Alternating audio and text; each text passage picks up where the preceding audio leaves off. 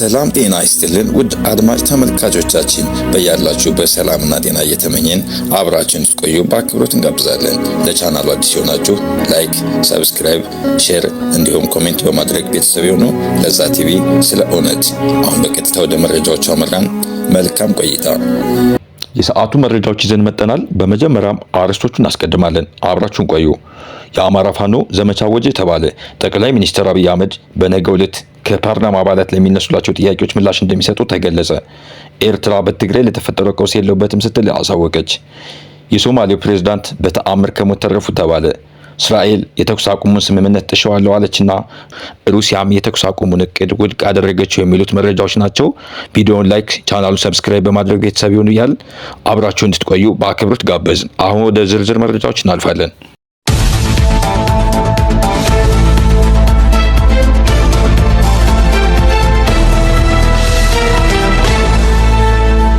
የአማራ ፋኖ ዘመቻ አወጀ ተባለ።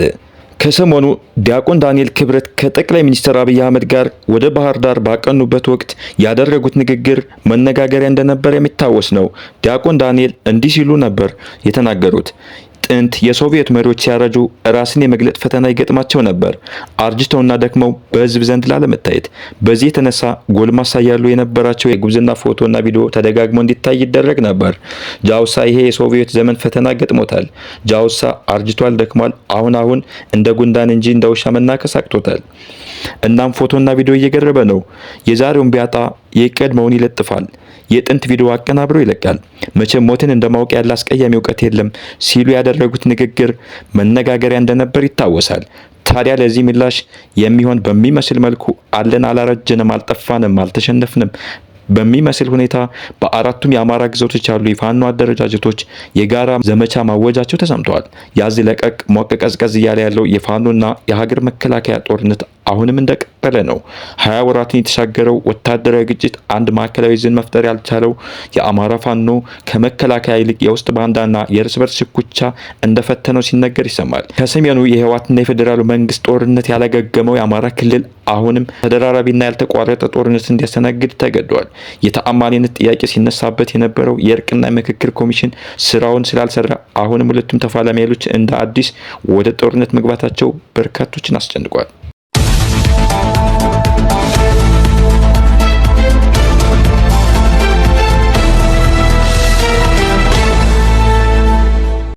ጠቅላይ ሚኒስትር አብይ አህመድ በነገው ዕለት ከፓርላማ አባላት ለሚነሳላቸው ጥያቄዎች ምላሽ እንደሚሰጡ ተገለጸ። 57 ገጾችን የያዘ የፌዴራል መንግስት የ6 ወር ሪፖርት ለህዝብ ተወካዮች ምክር ቤት የተላከ ሲሆን ሪፖርቱ በኢኮኖሚው ዘርፍ፣ በማህበራዊ ልማት፣ በሰላምና ደህንነት ግንባታ፣ በውጭ ግንኙነት እና በዲፕሎማሲ እንዲሁም በፍትህና አስተዳደር ላይ ያተኮረ እንደሆነ ተገልጿል።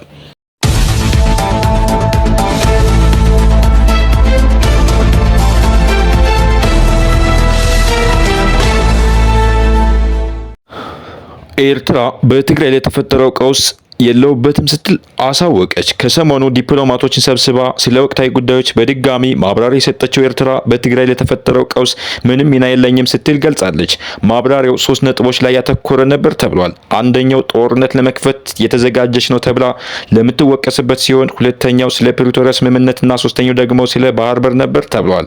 ኤርትራ ኢትዮጵያ የጎረቤት ሀገራት ልዕልናና የግዛት አንድነት እንድታከብር ጠቁማለች። ኤርትራ ይህን ትበል እንጂ ከግብጽ ከሶማሌና ከሱዳን ጋር ሆና ጸረ ኢትዮጵያ እንቅስቃሴ እንደምታደርግ ጠንከር ያለ ሀሜት በኢትዮጵያ በኩል ይቀርብባታል። ኤርትራ ከደብረ ጽዮን ቡድን ጋር አብራ ኢትዮጵያን ለመውጋት እንደምትሰራ የአቶ ጌታቸው ረዳ ንግግር የሚታወስ ነው። በደካማ ዲፕሎማሲና በግትርነት የሚወቀሰው የኤርትራው ፕሬዝዳንት ኢሳያስ አፈወርቂ ሀገሪቱ ከዓለም ወደ ኋላ እንድትቀር፣ በድህነት ላይ እንድትገኝ፣ ዜጎቿም ስደትን እንዲመርጡ፣ በሀገሪቱ ምንም አይነት የመሰረተ ልማት እና የቱሪዝም እንቅስቃሴ ያለመኖሩ ብርቱ ትችትን እያስነሳበት ነው። ኤርትራ በህወሓት ክፍፍል የለውበትም፣ ጦርነት አልከፍትም፣ ፕሪቶሪያም የኢትዮጵያ ውስጥ ጉዳይ ነው፣ ድንበር ተሻግሬ ግዛት አላስፋፋሁም፣ ይልቁንም እንደ ተንኳሽ የተቆጠርኩ ነው ስትል የገለጸች ሲሆን፣ በአንጻሩ ኢትዮጵያ የባህር በር ማግኘት አለብኝ ብላ የኃይል አማራጭን እያማተረች እንደሆነ ወንጅላለች።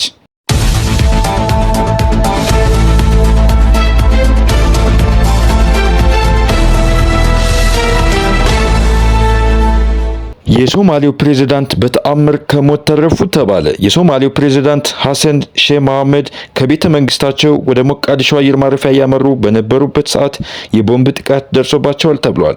በጥቃቱም የአንድ ሰው ህይወት ሲያልፍ 3 ሰዎች የመቁሰል አደጋ ደርሶባቸዋል ተብሏል።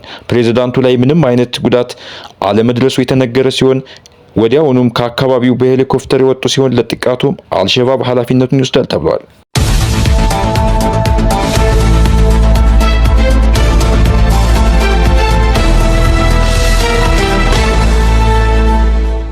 እስራኤል የተኩስ አቁሙን ጥሼዋለሁ አለች። የእስራኤል ጠቅላይ ሚኒስትር ቤንያሚን ኔታንያሁ በሐማስ ላይ በሙሉ አቅም ውጊያ ጀምሬያለሁ አሉ። ጥር ወር ላይ በግብጽ አሸማጋይነት ሐማስና እስራኤል የተኩስ አቁም ስምምነት ላይ መድረሳቸው ይታወሳል። ይሁን እንጂ እስራኤል በከፈተችው አዲስ ጥቃት ከ400 በላይ ሰዎች ሲገደሉ በመቶዎች የሚቆጠሩ መቁሰላቸውን የጋዛ ጤና ሚኒስቴር ገልጿል። በየቦታው የወደቁ ቁስለኞችና የተቃጠለ አስከሬን ይታይ ነበርም ተብሏል። አሸማጋይዋ ግብጽም ድርጊቱን ኮንነዋለች ተብሏል።